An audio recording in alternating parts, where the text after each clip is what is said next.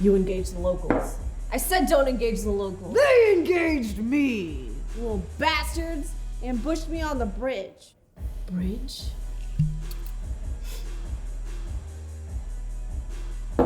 This isn't reserve. Hell it isn't! What is it? I don't know what it is. Planet goo? But what I do know is that it's not Gordnock f***ing Reserve, Miranda! And I need 30 milliliters of Gordnock Reserve, Miranda! That's what I need! Man. What are you looking at?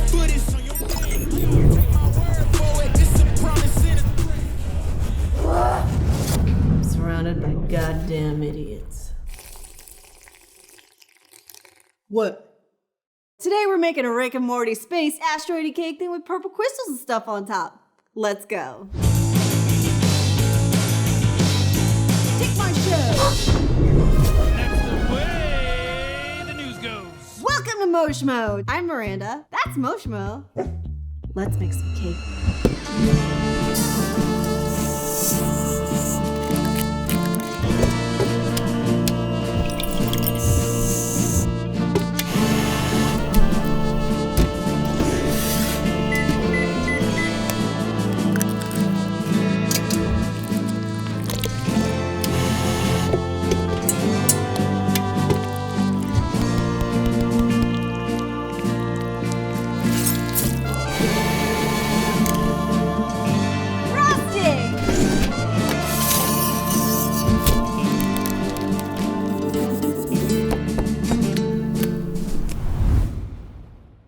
Okay, we've got our layers leveled. Let's build the cake and talk about season 5. I wasn't sure if I was gonna still enjoy the dark void of writing that this show hits every freaking season, but you know what? I still love it. Spoilers ahead. Beware. Episode 1 kicks into high meta storytelling gear with an episode about Morty finally trying to get with Jessica. Game of Thrones basically happens, Jessica becomes a time god, and yet How was I supposed to know that? none of it really matters. Episode 2, decoy families are killing decoy families. Who is real? No one knows. Episode 3, Allison Brie voices female Captain Planet Heartthrob, destroying whatever is left of Morty's love life. And we're just gonna leave it at that. I'm not gonna do the rest of the episodes because, well, let's just say episodes 1 through 3 are really good. Let me know in the comments what you thought about season 5, and don't kill me. We're gonna cover this cake base using my least favorite thing, fondant. But instead of making it smooth, We're going to crush it! add rock candy and then play with My favorite thing, fire. Okay, so all we're doing here is rolling out and prepping some fondant. We've made a few different shades of gray using some black food coloring gel. Don't forget your gloves or you'll end up in a sticky mess. I made a mess. Oh no! Ah! It's like freaking Little Giants when they put tar on that kid's hands. Alright guys, so all you gotta do here is take bits and chunks of each of the fondant colors and start smushing them together. You can put them anywhere you like. There's no right or wrong way to do it. Next up, candy crushing time. We're crushing up some rock candy and pressing it into our fondant to make some oh so pretty sparkles. Time for the magic. Ah yes, the torch. I love fire. We're torching the fondant to help bring out those deliciously rocky cracks. And I'm just using a rolling pin to roll out the fondant wide enough to cover the cake. It's cake time, Moshmo. Let's get this fondant on the cake. It doesn't matter if it breaks, guys. We're just gonna patch it up. And it's supposed to look like a rock anyways. Okay guys, so once it's on, we're just using some paddles to smooth out the sides and make sure it's nice and flat against the cake. Oh. So you might have some tears and rips in here, but we're just gonna take some of the extra rock candy and fill them in. Oh yes, beautiful, tiny little rock candies. Such sparkle. Let's add some dimension to Mr. Rock using my Iwata airbrush machine and some black airbrush food coloring. So all we do here is put a few drops of airbrush color in this tiny little jar thing and attach it to my siphon feed airbrush gun. Time to power it on. We're spraying lightly around the top and bottom of the cake. Not too much, just a light misty spray. Now back to that weird space story.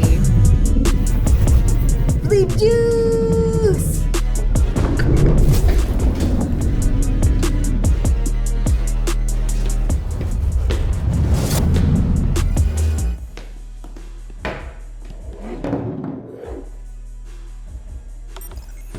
Timeline 265-B. -A, Miranda. -A.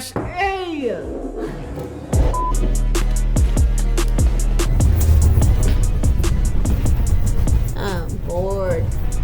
I hate portals. Now let's make some purple isomalt crystals.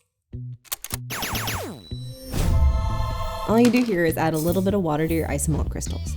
1 part water to 4 parts isomalt, and add a few drops of neon purple food coloring gel. We're trying to match those purple crystals you see in episode 1. Are we blades in that one? That's f***ing tight. Heat it up to 320 degrees and let it set for 5 minutes so the bubbles dissipate. And then we're gonna put it onto some foil that we've laid out. We're just spreading out the melty isomalt and letting it cool down for the next part. Ooh. And now you're gonna wanna carefully break up your crystal. It's cutting time.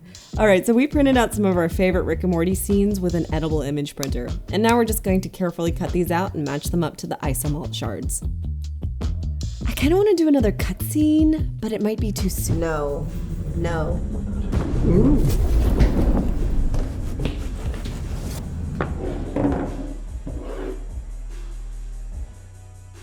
Nope.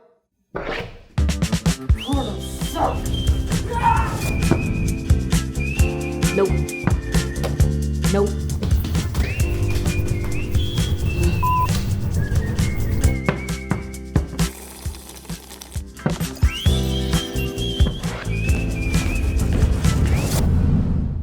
Before we put these bad boys on, it's time for Secret Topper. Ooh, what's this? Purple fondant. Cutting? Molding? What could it be? So we made our version of that alien squid thing from episode 1, and now we're gonna put it on the cake. We needed to make sure the squid guy stays on top, so we used some toothpicks to attach him. On with the head and tentacles, and a few final touches. We didn't want to shove in all the crystals just in case the fondant caved in, so we cut out little slits into the top layer of fondant and then pressed the crystals in really gently. Now we're just adding some smaller crystals for texture and then putting on some final touches. It's done! Now some mood lighting. Add some cinema bars. Take us away, Moshmo.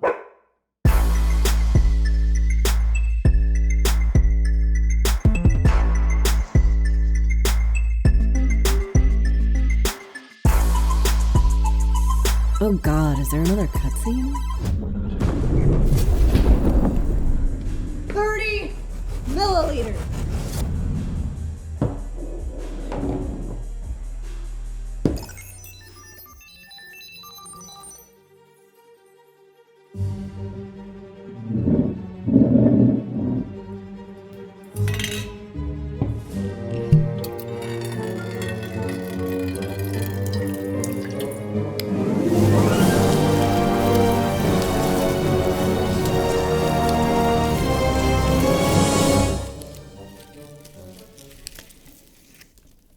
Frickin' gun tree! Let's go! Yep, that's how this thing ends. A tree that grows guns. It's still a good episode though.